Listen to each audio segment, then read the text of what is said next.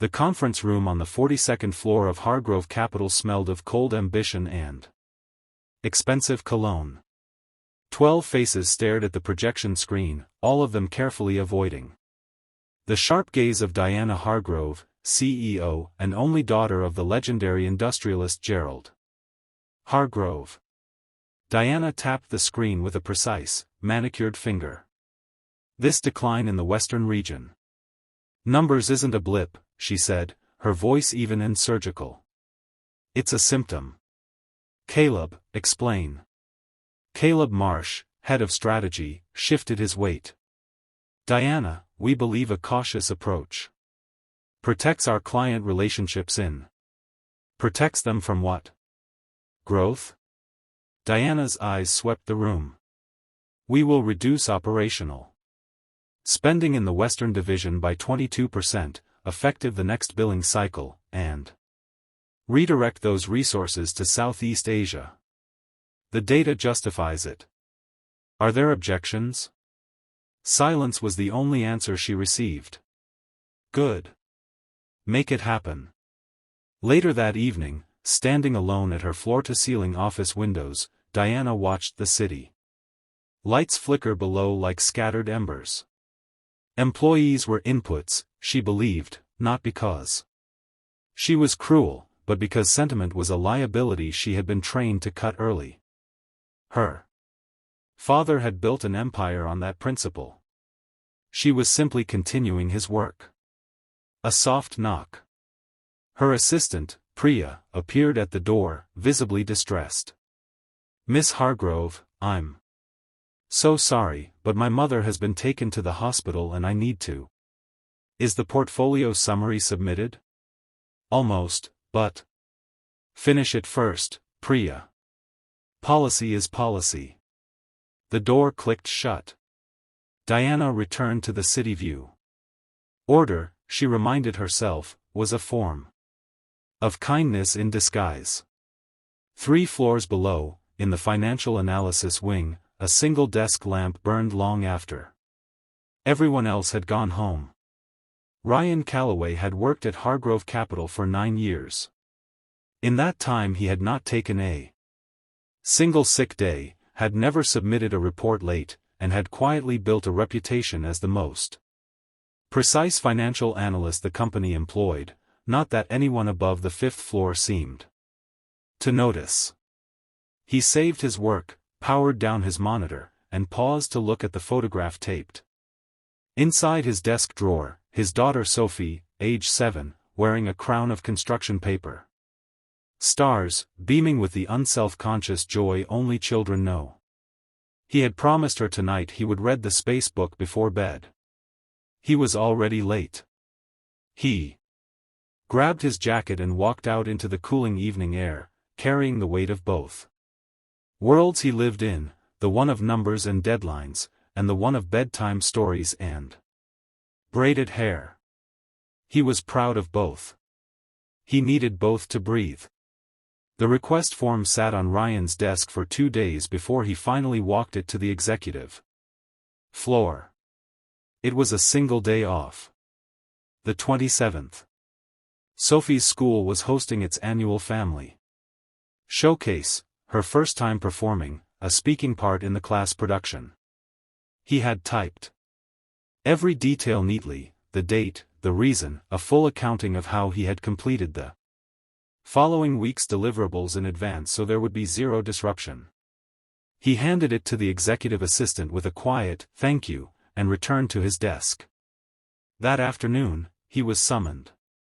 Not to Diana's office, just to the assistant's desk on the executive floor, where the form was slid back across the mahogany surface, its corners slightly bent. Miss Hargrove has reviewed it, the assistant said, her tone flat, rehearsed. Request denied. Her words were, unscheduled absences are non-negotiable policy violations. Any absence on the 27th will be classified as insubordination. She wanted you to understand that. Clearly. Ryan picked up the form. He looked at it for a moment. Then he folded it in half and placed it in his jacket pocket.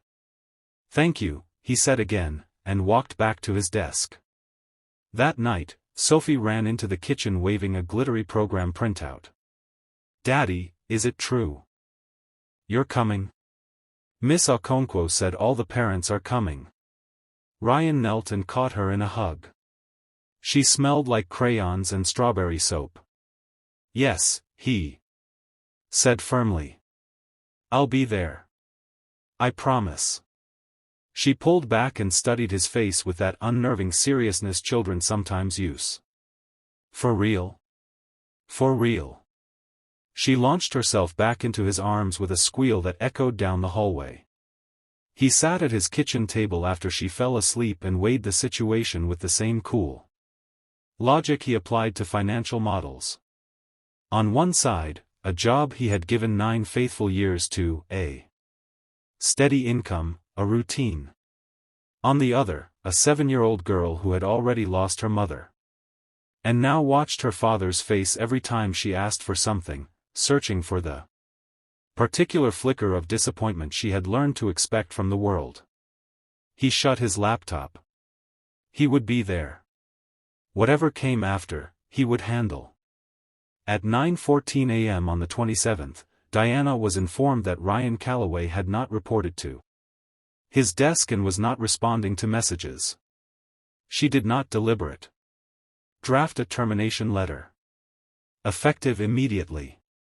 Grounds: insubordination and willful disregard of company policy. Her tone was steady. Almost reflexive. This was not anger, she told herself, it was maintenance. A company that made exceptions to its own rules was a company that had already begun to decay. She had seen it happen to weaker organizations. She would not allow it here. She signed the letter without reading it twice and returned to her morning briefing. Miles away, in a school auditorium decorated with hand-painted moons and cardboard rockets, Ryan Calloway sat in the 3rd row. Sophie stood at the center of the stage in a silver costume, delivering her lines with the terrifying confidence of a child who had practiced every night for 3 weeks. He did not film it. He just watched. He wanted to remember it the way it actually looked, not through a screen. When she took her bow and found his face in the audience, she waved so hard her crown almost fell off. He waved back. The Hargrove Foundation annual gala was held in the grand ballroom of the Meridian Hotel. Crystal chandeliers. String quartet. The polished hum of old money meeting new ambition. Diana moved through the room with practiced elegance, greeting donors, board members, city officials. She was looking, as always, for her uncle, Gerald Hargrove's younger brother. Thomas, the quieter billionaire, the one who built his fortune in private equity and spent it in philanthropy. He rarely attended these events. When he did, his presence was worth navigating. The entire evening. She spotted him near the far end of the room, at a small corner table away from the crowd. His posture was relaxed, unusually so. He was leaning forward, engaged, laughing at something the man across from him had just said. Diana's eyes moved to the other man. Her step slowed. The broad shoulders. The dark blazer. The way he tilted his head slightly when he listened, a habit she recognized from 9 years of watching him cross the lobby every morning. Ryan Calloway. Her recently terminated financial analyst was sitting across from her billionaire uncle, laughing like they were old friends. A cold, strange sensation moved through her chest. She crossed the room. Ryan saw her first. His expression shifted, not guilty, not afraid. Something more like tired recognition. He set down his glass. Thomas Hargrove looked up and smiled. Diana. Come, sit. What is he doing here? Her voice was lower than she intended, but the edge was unmistakable. Thomas raised an eyebrow. Ryan? He's been consulting with me for the past several months. Why? He was terminated this morning. From my company. A pause.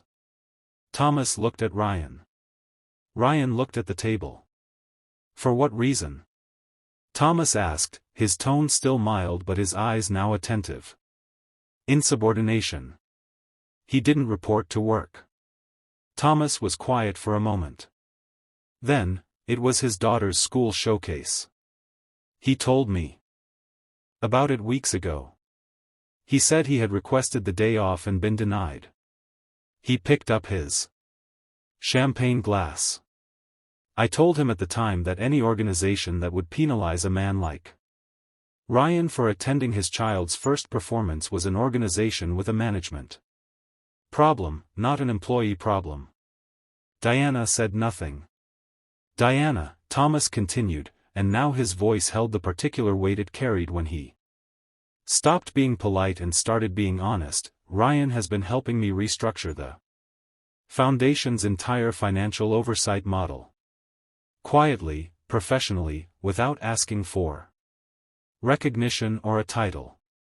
He came to me 8 months ago, not to complain, not to seek advancement, simply because someone in my network mentioned I was looking for someone with integrity and an eye for detail. He glanced at Ryan. I don't hire those qualities often. When I find them, I hold on to them. He looked back at Diana. It appears you did not. Diana stood at the edge of the gala long after Thomas and Ryan had moved to join a group. Across the room, their conversation flowing easily, naturally, as if no interruption had occurred. She thought about 9 years of quarterly reports, always exact.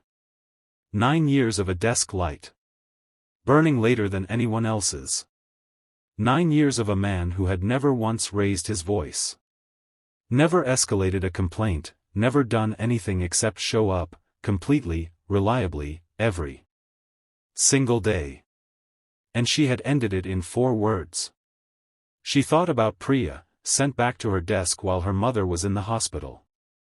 She thought about the boardroom, 12 people silent rather than speak. She thought about the framed quote on her wall, her father's voice, preserved in gold lettering, * discipline builds empires, *. Maybe. But she was beginning to wonder what it quietly cost. She did not approach Ryan again that evening. There was nothing to say that wouldn't sound like what it was, too late, and she knew it. Ryan Calloway accepted Thomas Hargrove's full-time offer the following week. The role came with the flexibility he had never been permitted to ask for, and never needed to justify. He was at Sophie's next performance too. And the one after that. Some things, it turns out, cannot be replaced by policy.